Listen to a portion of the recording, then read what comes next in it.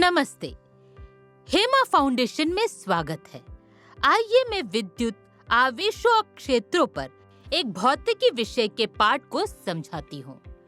विद्युत क्षेत्र विद्युत आवेश की उपस्थिति के कारण होने वाला स्थानिक परिवर्तन है।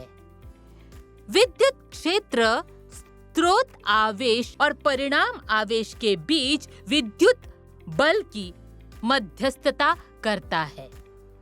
फील्ड एक वेक्टर है।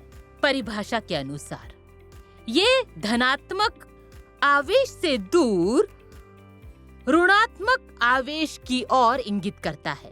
विद्युत आवेश पदार्थ से जुड़ा वो गुण है जिसके कारण ये एक अनुभव विद्युत और चुंबकीय क्षेत्र उत्पन्न करता है। कंडक्टर और इंसुलेटर्स वे पदार्थ हैं जो आसानी से बिजली को अपने माध्यम से गुजरने देते हैं। उदाहरण के लिए धातुएं और पृथ्वी और ऐसे पदार्थ जो बिजली के पारित होने के लिए हमारे उच्च प्रतिरोध को इंसुलेटर्स कहते हैं।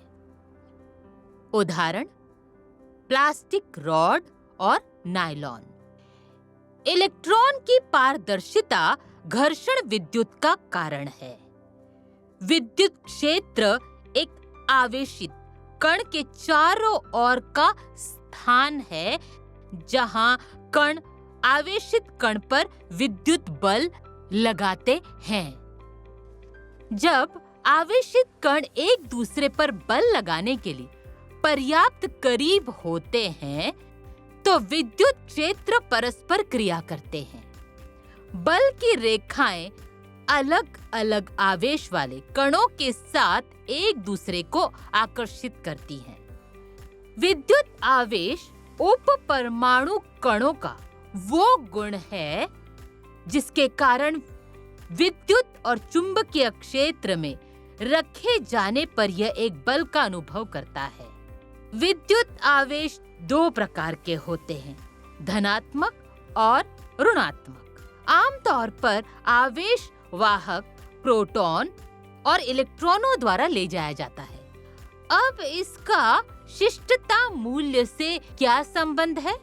हम जानते हैं कि धनात्मक आवेश एक दूसरे को प्रतिकर्षित करते हैं, ऋणात्मक आवेश भी एक दूसरे को प्रतिकर्षित करते हैं, विपरीत आवेश आकर्षित करते हैं। कूलॉम के नियम के अनुसार दो आवेशित पिंडों के बीच आकर्षण या प्रतिकर्षण बल उनके आवेशों के उत्पादन के सीधे अनुपातिक और उनके बीच की दूरी के वर्ग के व्युत्क्रमानुपाती होता है।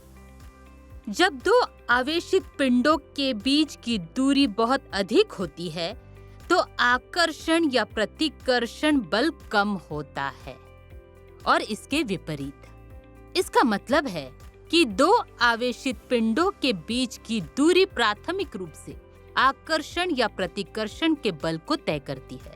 इसी प्रकार यदि दो आवेशित शरीर हो तो मान लीजिए कि दो मानव इकाई है, यदि उनके बीच विनम्रता की उचित दूरी हो तो प्रतिकार की शक्ति कम होती है।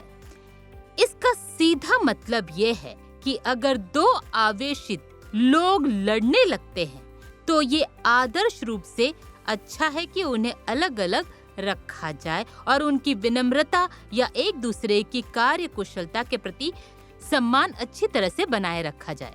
इससे मानवीय रिश्तों के बीच अच्छे रिश्ते बनते हैं।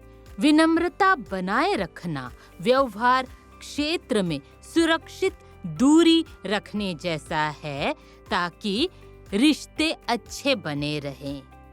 किसी के प्रति विनम्र रहना एक बुनियादी चरित्र है जिसे व्यक्ति को बचपन से ही विकसित करना होता है। ये सम्मान से थोड़ा अलग है, इस तरह से कि विनम्र होने के लिए एक चरित्र के रूप में सम्मान की आवश्यकता नहीं होती, लेकिन वो जानता है कि जब दूसरा व्यक्ति आपा खो देता है तब भी उसे कैसे समायोजित करना है या विनम्र रहना है। नीचे कुछ प्रश्न दिए गए हैं और आप उनका उत्तर दे सकते हैं। धन्यवाद।